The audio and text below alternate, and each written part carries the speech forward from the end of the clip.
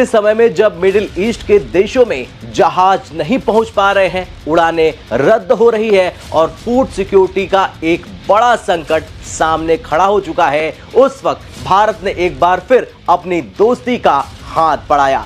मदद मांगते ही भारत ने जहाज भेजा, सैकड़ों टन मदद पहुंचाई। से ये रुका रहे ट्रांसपोर्ट शिप से, समुद्र से या हवाई जहाज से, तो वहां आने वाले समय में खाने पीने की भी चिंता है और चिंता बढ़ सकती है और मुझे विश्वास है कि इसका कोई ना कोई समाधान।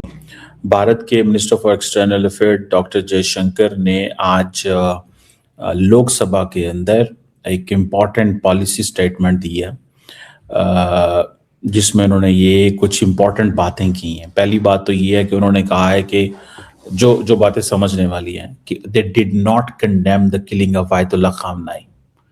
भारत बहुत ही डेंजरस एक मोड़ पे पहुंच चुका है जहां पर हमें जियोपॉलिटिक्स गंदी होती हुई दिखाई देती है। हो क्या रहा है? दूसरी तरफ से हमारे पास एक चॉइस है कि हम या तो वेस्ट के खेमे में जाएं या हम अपने एक खेमे में एक क्रिएट करें जिसको ग्लोबल साउथ बोलते हैं। इसी संकट के समय एक देश फिर से संकट मोचक बनकर सामने आया है और वह है भारत। रिपोर्ट्स के मुताबिक भारत ने सैकड़ों टन जरूरी खाद्य सामग्री और सप्लाई लेकर अपना जहाज सीधे यूएई की तरफ भेजा है।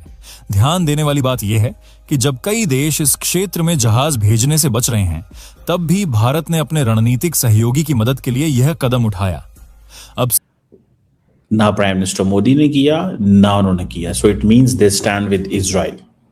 This is what they have come up with. एक तो बात आपको क्लियर होनी चाहिए, जो यूएस इजरायली स्ट्राइक्स है ऑन ईरान, उसको भी कंडेम नहीं किया।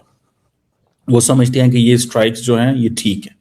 जय साथियों, जहां दुनिया में एक तरफ तेल का संकट है, वहीं मिडिल ईस्ट में इस समय खाने पीने की चीजों की कमी हुई है और इस पर साथियों भारत जो है आगे आया है और भारत ने यह फैसला लिया कि इनको जो है खाने पीने की चीजें भेजेगा। और साथियों भारत ने कुछ ही दिनों में इनको बहुत सारी चीजें एक्सपोर्ट कर दी है खाने पीने की और एक मदद का हाथ बढ़ाया है, क्योंकि साथियों भारत इस युद्ध में एकदम शांति के पक्ष में है। इसीलिए हिंद महासागर में उन्होंने ये भी कहा था कि हम अमेरिका के किसी भी जहाज में तेल नहीं भरेंगे जो कि ईरान पर अटैक करने आए हैं। और इसलिए साथियों भारत जो है इस समय मिडिल ईस्ट में भी इसी कारण से खाने पीने की चीजें भेज रहा है ताकि वहाँ के आम लोग जो हैं उनको इस युद्ध से इतना ज्यादा प्रभावित ना हो, क्योंकि साथियों मिडिल ईस्ट में खाने पीने की चीजें लगभग दुनिया के दूसरे देश से मंगाया जाता है।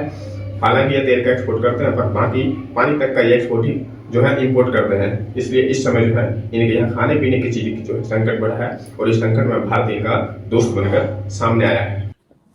They took a side. They took a side, and that side is with Israel इस सिचुएशन के अंदर। दूसरी चीज इसमें ये इंपॉर्टेंट है जो मैं समझता हूँ वो ये है कि ईरानियन स्ट्राइक जो गल्फ में हुई हैं उसको भी कंडेम उन्होंने नहीं किया।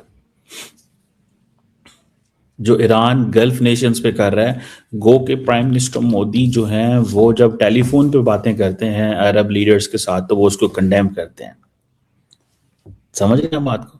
जब वो उनके साथ फोन पे बात करते हैं तो कंडेम करते हैं, वैसे नहीं करते।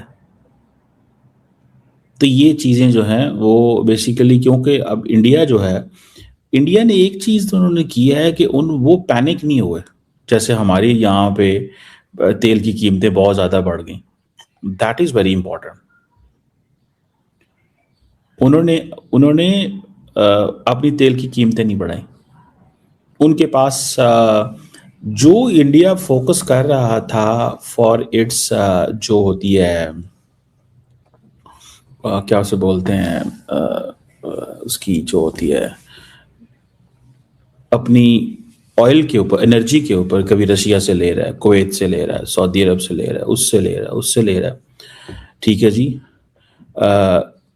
ये चीज़ें जो हैं वो बड़ी इंपॉर्टेंट है एंड सिग्निफिकेंट है, मैं आपको बात बताऊँ। ठीक है जी, अब मुझे सिर्फ इतना जो वो समझ आया है वो ये है कि कहीं ना कहीं पे इंडिया ये समझता है कि हमारा मुस्तकबिल अमेरिका और इजराइल के साथ है, ईरान के साथ नहीं। लेकिन वो इंडियंस ये भी समझते हैं कि अगर ये चीज़ें ऐसी चली रही तो पाकिस्तान जो है, क्योंकि इंडिया ने बहुत ज़्यादा मिडिल ईस्ट में इन्वेस्टमेंट की है और मिडिल ईस्ट में जो उनकी इन्वेस्टमेंट है that is on the lines जो कि इजराइल एंड अमेरिकन इंटरेस्ट के साथ अटैच है। ईरान को वो मैनेज करना चाहते हैं, ईरान के साथ वो ताल्लुकात नहीं चाहते, ईरान को वो मैनेज करना चाहते हैं, ईरान के साथ वो ताल्लुकात नहीं चाहते लंबे चौड़े, क्योंकि उनको पता है सैंक्शंस हैं, ये कुछ दे भी नहीं सकता। उनको ईरान चाहिए था फॉर अफगानिस्तान, उनको ईरान चाहिए फॉर पाकिस्तान। तो इस चीज को थोड़ा सा ये जहन में रखें, ठीक है। रशिया का तेल है तो उसको खरीदने के ऊपर रोक लगा दी गई है। अगर ये नहीं रोकेंगे तो हमारे ऊपर टैरिफ्स की तलवार है। अगर टैरिफ्स की तलवार लगती है तो जो ये आज अब देखते हैं कि निफ्टी नीचे जा रही है वो और तेज हो जाएगा, और इसी के बहाने लगाते हुए ये जो प्रोटेस्ट है उसको और तेजी से किया जाएगा। अब आप सोच के देखिए, इन सारे सिनेरियोज में भारत अपने आप को बाहर निकालेगा कैसे, वो अपने आप को सेफगार्ड कैसे करेगा, क्योंकि अब जो डोमेस्टिक पॉलिटिक्स है उसको अलाइन कर दिया गया है इंटरनेशनल फोर्सेस के साथ, ताकि मोदी की गवर्नमेंट को गिरवाया जाए। अब मोदी जी इसको मनूवर कैसे कर रहे हैं, वही ब्यूटीफुल गेम है जो मैं आपके सामने रखने वाला हूं। पहली बात, ग्लोबल फायर आर्म्स। वो आपको लगेगा कि ईरान के ऊपर एक युद्ध चल रहा है, जी नहीं, युद्ध भारत के अंदर भी चल रहा है, और भारत को तंग करने के लिए, रोकने के लिए हर वो चीज की जा रही है, क्योंकि भारत इनके रास्ते में खड़ा है, क्योंकि ये तूफान क्रिएट करते हैं वेस्टर्न पावर्स दुनिया में अंदर, लिब्रांडो हो गए और जो डीप स्टेट है। अब भारत बोलता है कि हम आपकी दादागिरी को अब चलने नहीं देंगे। अब देखिए, जब भी ये प्रॉब्लम में होते हैं वेस्टर्न वर्ल्ड वाले, ये करते क्या है, ये ग्लोबल मार्केट्स को ब्लीड आउट करना शुरू करते हैं। अब ब्लीड आउट कैसे किया, एक ईरान के ऊपर युद्ध शुरू कर दिया, स्ट्रेट ऑफ हॉर्मुज़ है उसको बंद कर दिया, उसके कारण जो पूरी स्टॉक मार्केट्स हैं पूरे दुनिया की, वो उनके ऊपर इमेंस प्रेशर आ रहा है, क्योंकि पैनिक है पूरे मीडिया के अंदर, और मीडिया के अंदर जो ये पेड एक्टर्स हैं वो आकर और ज़्यादा पैनिक क्रिएट करते हैं। क्रूड ऑयल है वो ऑलरेडी $120 को क्रॉस कर गया, स्ट्रेट ऑफ हॉर्मुज़ है उसको चोक कर दिया गया, वेनेजुएला का तेल बंद कर दिया, सऊदी अरेबिया की जो फैक्ट्रीज हैं ये रिफाइनरी वाली उसको ब्लास्ट कर दिया, ओमान है, कतर है, उनके जो ऑयल ये गैस के भंडार थे वहाँ पे जहाँ से निकाल के वो एक्सपोर्ट करते हैं उसको ब्लास्ट कर दिया।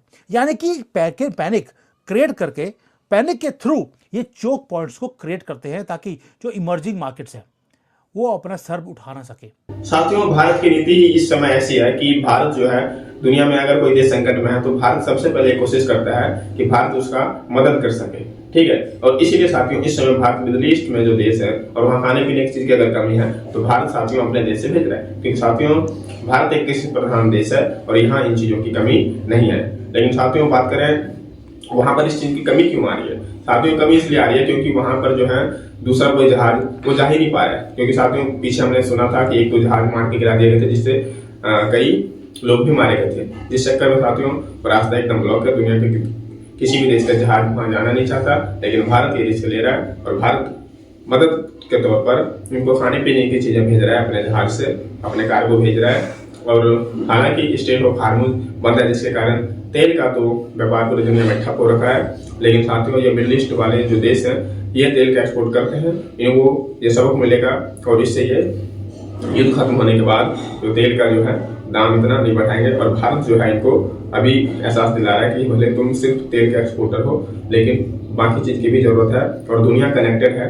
साथियों एक चीज हम इंपोर्ट करते हैं तो दूसरा एक्सपोर्ट करते हैं और भारत ये एहसास दुनिया को समय समय पर दिलाता रहता है।